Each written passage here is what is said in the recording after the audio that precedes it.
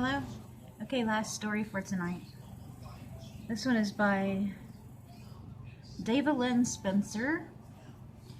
It's a true story, and it is called Wild and Woolly. Alright, let's see what this is about. When I married Mike, my rodeo clown and bullfighter husband, the chute gate cracked open to a life full of red-eye cross-country night driving, Cowboy Church in the grandstands, and regimented set up and take down procedures every time we pulled into or out of a rodeo, and prayer, lots of cleats in the dirt prayer. Most Sunday mornings we gathered behind the chutes or in the bleachers with other rodeo families and listened to Mike share the simple gospel. Instead of choirs, subdued lighting, and padded seats, bright sunshine and guitar music, blended with the dusty tang of cattle, horses, and hay, ropers warming up their high-powered mounts in the arena often lingered nearby listening to what the cowboy preacher had to say. For several years, rodeo was our weekly ticket in and out of the American back pocket, where we met other grassroots families and gained a first-hand appreciation for the whole tiny house phenomenon. No suitcases, no motels, just the built-in comforts of our traveling home for four with a continually changing view outside the windows of our 45-foot rig. One of my favorite views was the majestic Beartooth Mountains of southwestern Montana, backdrop of Red Lodge, and the home of Champions Rodeo every 4th of July. Red Lodge is known as the gateway to Yellowstone National Park, but it also harkens back to the early West, when more than just the horses were wild and woolly and full of fleas. Every July, we'd pull into the rodeo grounds a few days early and set up camp with other contract personnel like trick rider Max Reynolds or the Linger Rodeo Company, Bess Linger, and the stock contractor's wife always invited us to join the potluck-style meals she called fallout. "Open your refrigerator," she'd say. "Whatever falls out is what's for supper." Setup involved attaching aluminum setups to the front-end house, half of our 45-foot trailer, dropping the ramp at the back, and unloading Ike, the mule, 2 ponies we called Bridget and Rodeo Rose, Bobby the border collie, and our little white rescue pup, Fifi, 5 guinea hens, and as many Bantam chickens fluffed and cackled in their roomy coops. Every animal had a part in Mike's many comedy acts. The Red Lodge Rodeo grounds shared a fence with the local airport and its bacon strip-sized runway. Rough stock riders frequently chartered small planes and flew into Red Lodge trying to make as many performances as possible during July's Cowboy Christmas. Code for rodeos everywhere, and within shooting distance, rough stock riders don't haul a horse so they'd fly in, jump out, toss their bronc saddle, bareback riding, or bull rope, and themselves over the chain-link fence and head for the chutes to clock their 8 seconds. Then they'd roll up their gear, hop the fence, and climb back into the plane for the next performance on their Cowboy Christmas circuit. Wild and woolly indeed. One July, after we made camp for the 3-day stay, I felt compelled to pray. Pray is a big part of rodeo, even for non-believers. But as a bullfighter's wife, I felt prayer was my life's calling. Bullfighting is a sacrificial endeavor, and Mike had spent his share of nights in the ER rooms collecting stitches. I'd certainly bloodied my spiritual knees in prayer.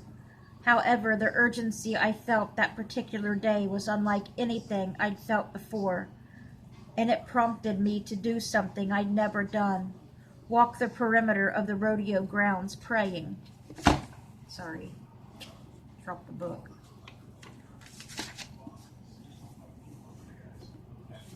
Once I had 3-year-old Amanda down for a nap and Jake playing with the Linger kids under Mike's watchful eye. I set out along the chain-link fence. Rodeo is a dangerous sport, but this time I had no specifics on what to pray, other than a clear compulsion to encircle the rodeo grounds. I simply asked for the Lord's protection. I included the competitors, contract personnel, fans, livestock, facility, and everything else I could think of. It wasn't any big deal. Nobody knew what I was doing.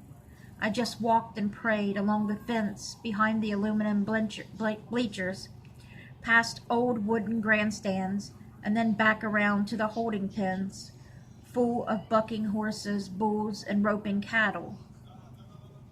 My final loop included the grassy spot where stock, trucks, trailers, and personnel families park.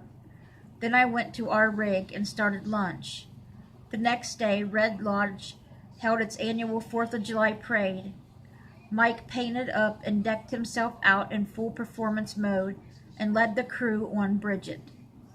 Our 7-year-old son, Jake, dressed accordingly and awed the crowd as he rode the parade route, standing atop Rodeo Rose, felt secure in the loops of a small trick-riding saddle.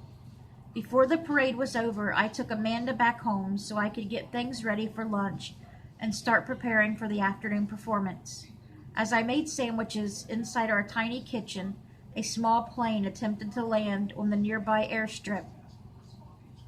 The sight and sounds were nothing unusual until the pilot aborted his attempt. Rather than encircle back the runway from the appropriate end, he turned around and came in from the opposite direction.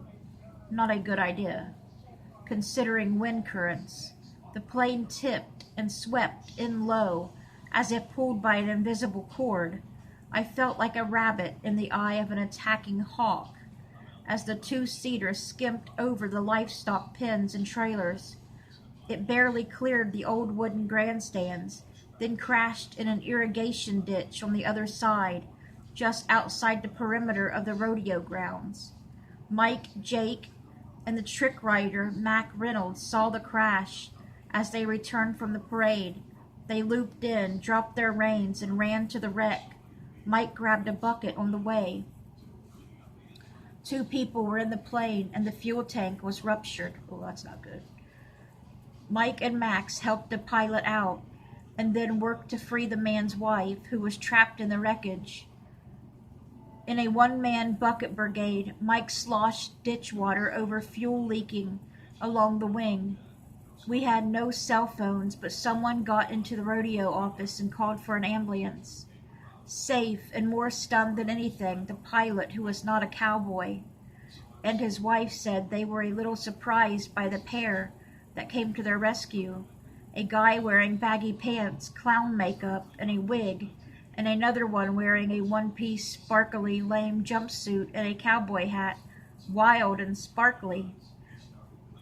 But I was the most stunned of all that day, awed by the timing, placement, and circumstances of what could have been a horrific ball of fire, loss of life, tragedy.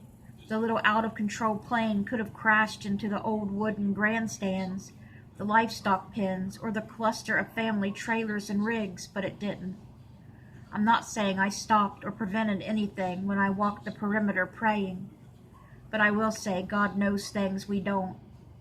He has his angels among us, doing his bidding and listening when one of his children starts calling. Most of the time we don't see those angels, only the results of their intervention. But I know a couple who will always wonder if they saw 2 heavenly messengers on a hot July afternoon in Montana, one who wore clown paint and the other gold lame. Amen. I'd say they seen angels. I say God intervened for sure. They were lucky. They weren't just lucky, they were blessed. Well, what do you guys think?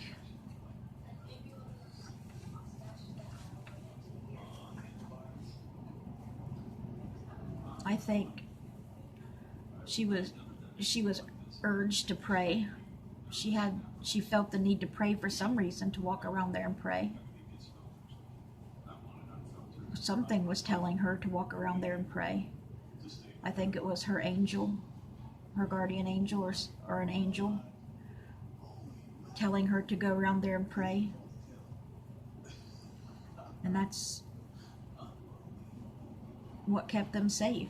The angels kept them safe.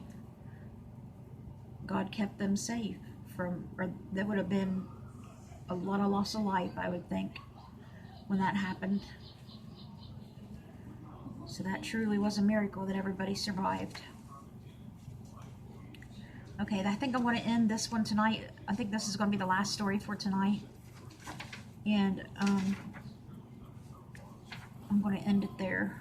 So I hope you guys enjoyed tonight's stories, and hopefully we'll get up some more again soon. Bye, guys.